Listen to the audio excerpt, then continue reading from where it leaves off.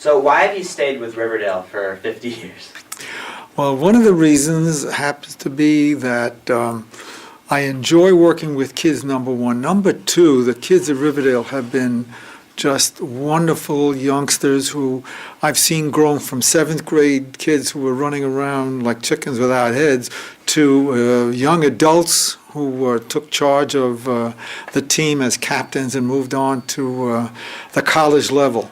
And for me, coaching the individual kids the way I have over the years gives me great pleasure to see a kid go from knowing nothing to the high level that some of them have attained. We were for quality, for technical correction, for honesty, and for the sport. So we had many common grounds. And today I would like to congratulate you for this anniversary, and hopefully I will see you very soon. I think fencing is a sport that really evolves with time, and I think the way Coach can understand this, but still he emphasizes technique and classical style. Although the tides of what dominates the sport can change so much. How many people have you coached throughout the years at Riverdale? Well, by my estimate, there are probably about 450 fencers that have gone through the program in the last 50 years.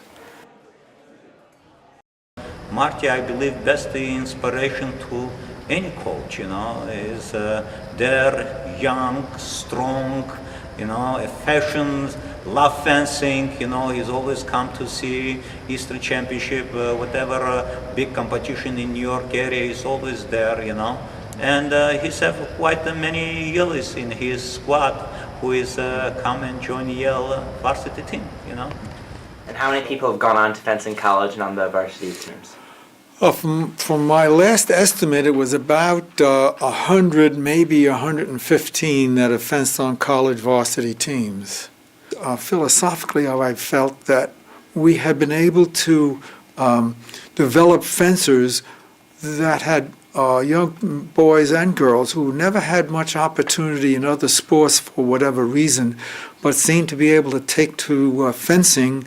And I've also had the opportunity to have, I think, some very bright youngsters who've gone on again to the very elite colleges, which also philosophically was something I felt was something I could add to their resume.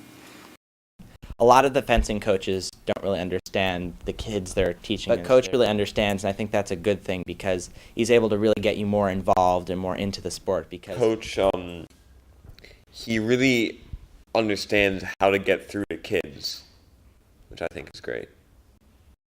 He recognizes the pressures of his students, the fact that as a high school coach, he can't expect them to put all of their effort into fencing necessarily. He makes it fun, and that's a good thing.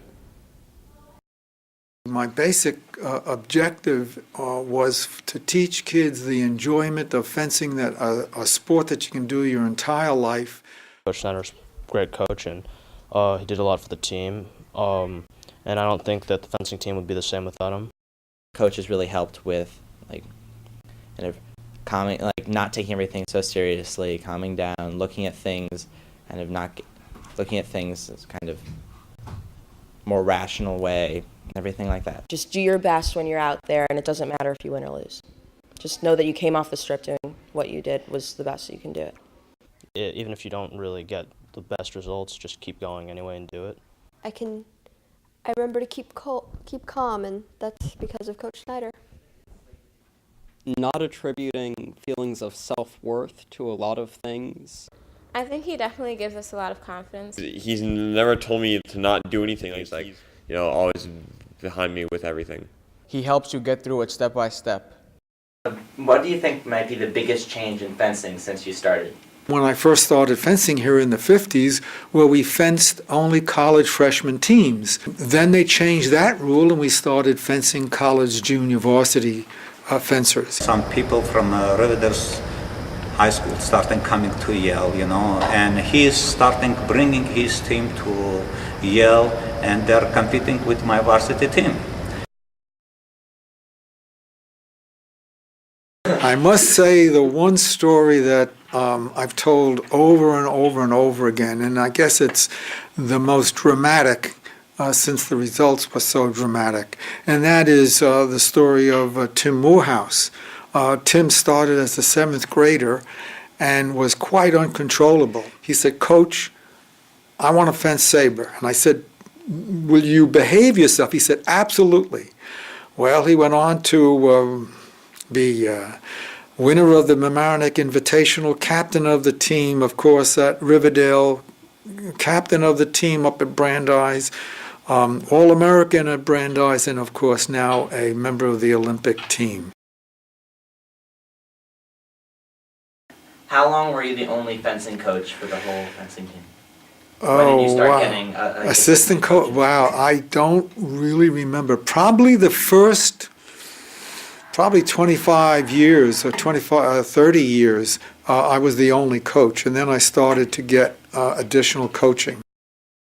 What do you think has been the biggest change in the school environment in Riverdale? The outside competitions and outside coaching, that is much more prevalent now, which I did not even permit in the early years. If someone was not my kid, I was the only coach for all 3 weapons. I didn't allow them to get coaching on the outside. You should be able to come to fencing as a release and for relaxation and enjoyment of competition.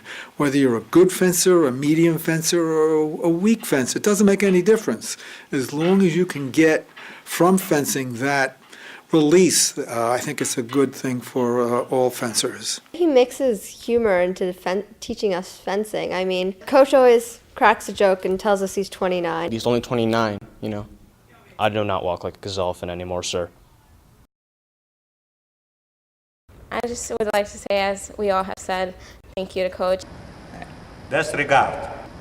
Saluto. Good. I want to thank everybody for all their effort, for all of the things that they're doing for me. I'm not sure I'm deserving of it except for longevity. But again, thanks to everyone who's put in so much effort into this undertaking.